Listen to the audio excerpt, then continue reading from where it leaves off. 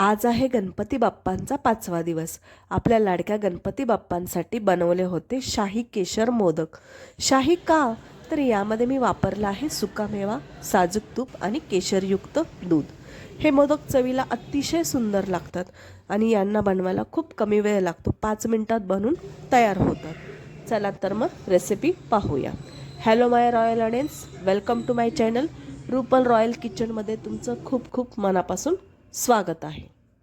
इथे मी मोदकांसाठी लागणारं साहित्य दाखवले आहे. केशरयुक्त दूध, मिल्क पावडर, खोबरे खीस, काजू पावडर, बदाम पावडर, पिस्ता पावडर आणि सुक्या गुलाबाच्या पाकळ्या, तूप आणि साखर. तूप आणि साखर दाखवलं नाही, पण आपल्याला थोडंसं लागणार आहे.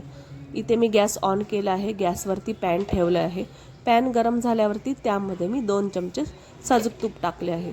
तूप छान गरम झाल्यावरती त्यामध्ये मी 1 वाटी मिल्क पावडर टाकली आहे. मिल्क पावडर तुपामध्ये छान व्यवस्थित भाजून घ्यायची.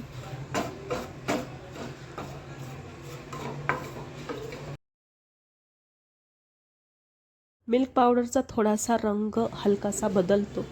थोडासा हलकासा रंग बदलला की त्यामध्ये केशरयुक्त दूध टाकायचे आणि मिल्क पावडर परत व्यवस्थित छान भाजून घ्यायची.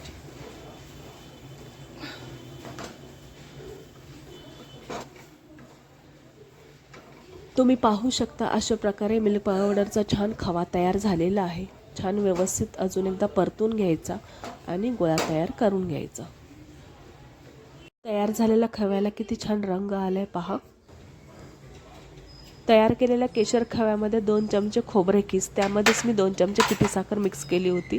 त्यानंतर त्यामध्ये सुकामेवा पावडर म्हणजे काजू पावडर, बदाम पावडर आणि पिस्ता पावडर हे सगळं टाकायचं आणि छान व्यवस्थित एकजीव करून घ्यायचं मिश्रण.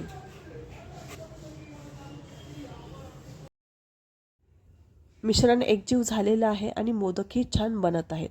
आता साच्यांमध्ये मोदक तयार करून घेऊया.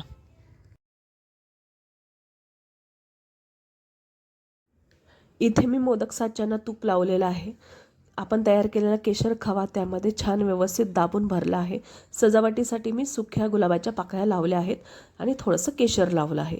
अशा प्रकारे छान मिश्रण व्यवस्थित दाबून साच्यांमध्ये भरायचं आणि मोदकांना छान आकार द्यायचा आणि मोदक तयार करायचे.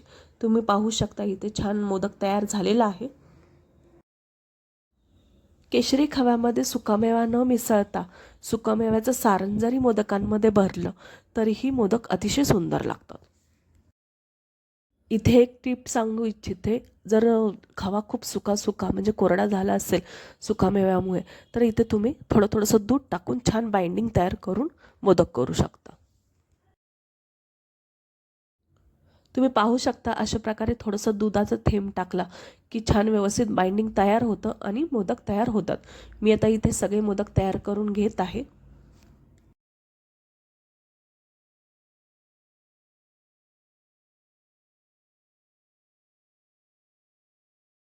अशा प्रकारे सगळे मोदक छान तयार झालेले आहेत. आता प्लेटिंग करून घेऊया. चला तर तयार केलेल्या मोदकांची एक झलक पाहून घेऊया.